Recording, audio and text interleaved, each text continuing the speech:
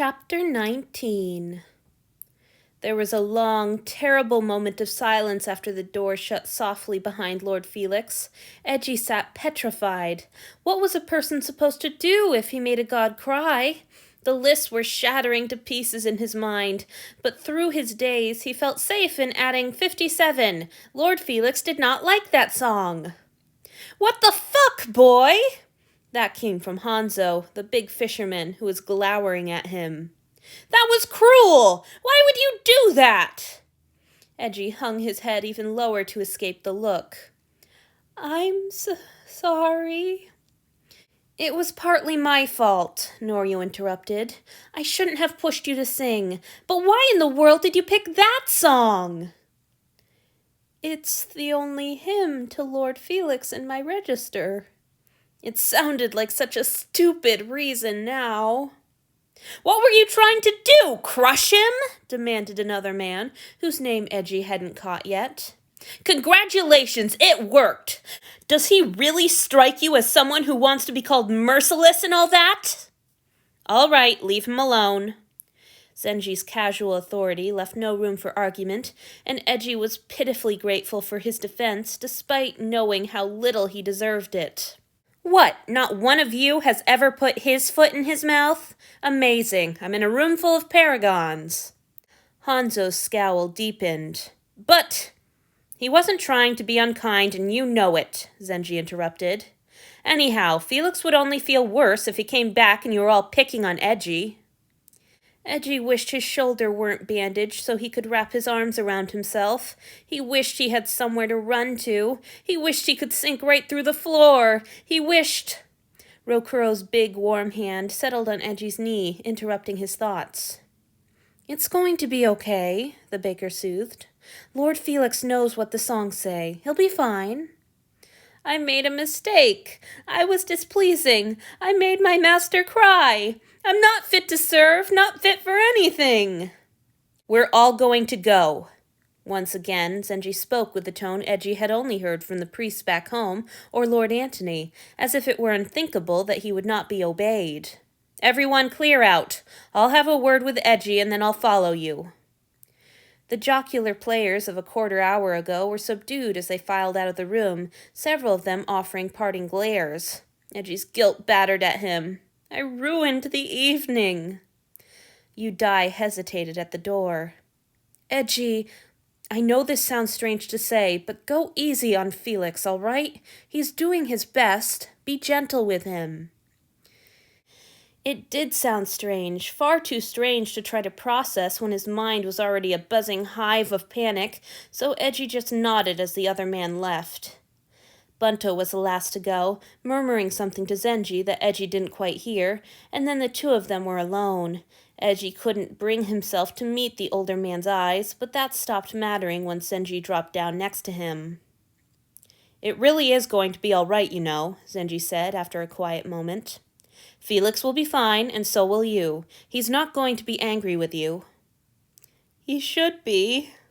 Now that the god was gone, Eiji shifted from his knees to sit on his ass and draw his legs up tight against his chest so he could hide his face in them. "I was displeasing." "You didn't mean to hurt his feelings, and he knows that. He'd forgive you much worse offenses than this." "Why?" Now that Eji's face was pressed into his hard kneecaps, he let a few hot tears escape. "I'm not what he wants." Zenji chuffed. "That's obviously not true. He thinks you're wonderful. He can hardly shut up about you. I swear, all I hear from him lately is Eiji, Eiji, Eiji. Eiji said he'd teach me how to make bread. Eiji let me sit on the bed with him. Every damn day. If I didn't like you so much myself, I'd be sick of hearing your name by now." Fresh from one of the biggest mistakes of his life, Eiji should not have felt comforted when another mere human like himself said that he liked him. Still, he couldn't help leaning in Zenji's direction, just a hair, as he tried to explain himself further. "Lord Felix loves talking with you casually like that," Eiji said through the traitorous wobbling of his voice. "He was really enjoying himself tonight, with all of you acting like his friends." "We are his friends." "I know. After watching the banter and Lord Felix's pleasure in it, Eiji couldn't deny the fact, strange as it seemed. It made him so happy. I've never been able to make him that happy. That's ridiculous, Zenji replied firmly. He's consistently thrilled about you. The fact that you exist sends him into regular histrionics of joy. But I can't be his friend like you are. I can't give him that. Zenji snorted. I don't think he wants to be friends with you, Eiji. You don't need to talk yourself into falling in love with him, but you have to know he's at least half in love with you. Eji's cheeks heated at the memory of the kiss. He was just glad that his knees concealed his blush from the older man. 58. Lord Felix liked games. 59. Lord Felix considered the humans his friends. 60. Lord Felix liked to be treated like one of them, even if that meant rudeness or contradicting him. Why would he honor me with his attentions if I can't manage to be what he wants? He whispered. I can never get it right. I'm never what they want. There was a long moment of silence. Eiji shed a few more quiet tears and wondered whether Zenji had heard him. Perhaps he'd spoken too quietly. Perhaps the formidable man was tired of trying to console him. Perhaps... Eiji, Zenji said at last, I used to belong to Lord Antony too. Eiji jerked his face up, heedless of the tear tracks and red-rimmed eyes this would reveal. The older man looked perfectly serious and very solemn. It was entirely too easy to trust that he wasn't making some kind of joke at Eji's expense.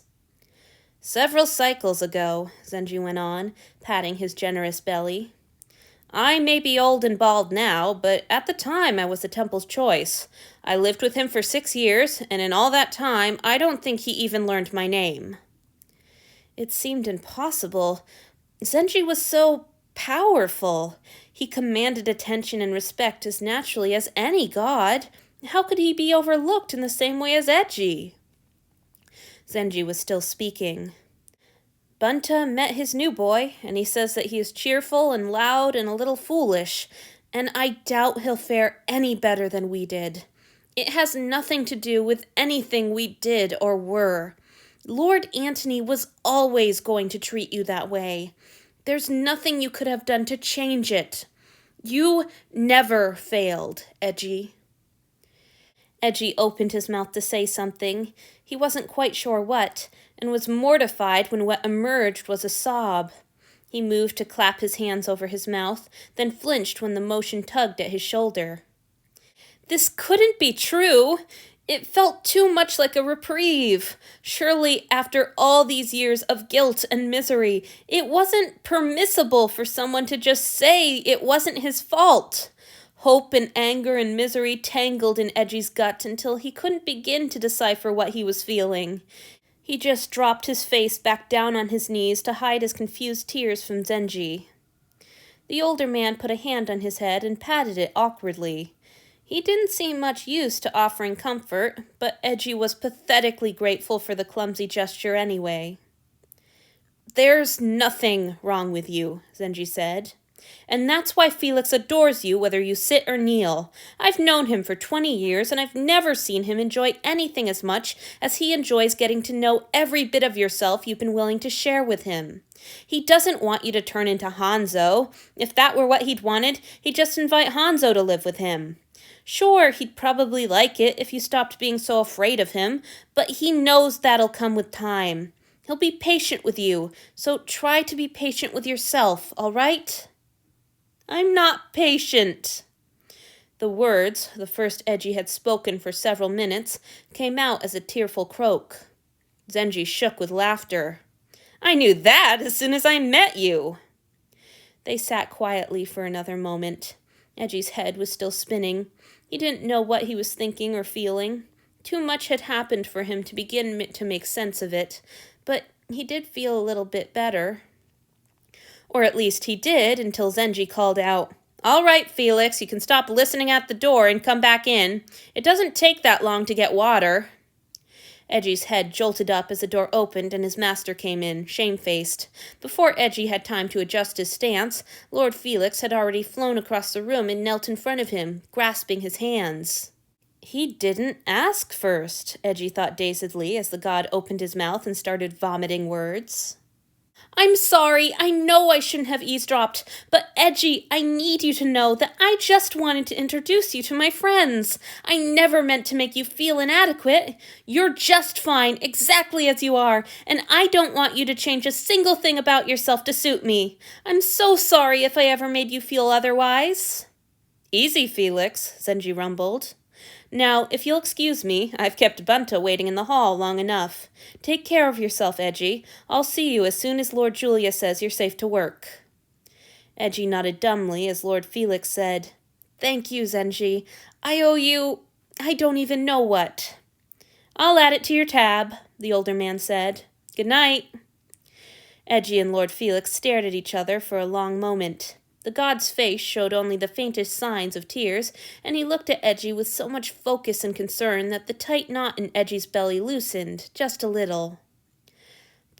Please forgive me for offending you, my lord, he whispered at last. Your servant meant only to please you. I know, the god replied, squeezing his hands. Edgy had never known before this moment how comforting roughness and calluses could feel against his own smooth skin. It was sweet of you to think of choosing a song about me. I'm sorry I reacted like that. My lord owes me no apologies, Edgy demurred uneasily. Please punish me as you see fit.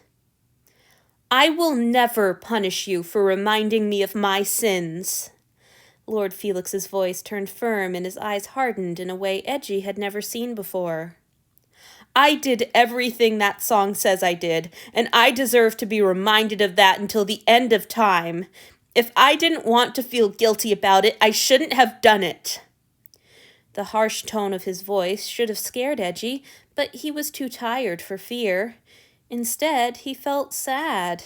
Tears rose in his eyes again, and he wished he were brave enough to contradict the god and offer some comfort.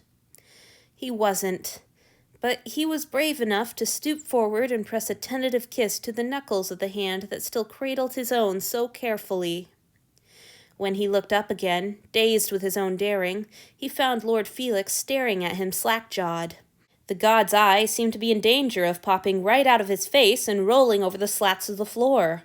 He moved his lips, but no sound emerged. Edgy, Lord Felix said at last, and his voice was half sigh and half, blasphemous as the thought might have been, prayer. My lord? His face didn't dim when Edgy used his title rather than his name, and Edgy took comfort in that. Maybe Zenji was right. Maybe there was time. Yes, the god prompted after a moment. May I please pay Lord Julia a visit tomorrow? Edgy asked. I want to get back to work soon.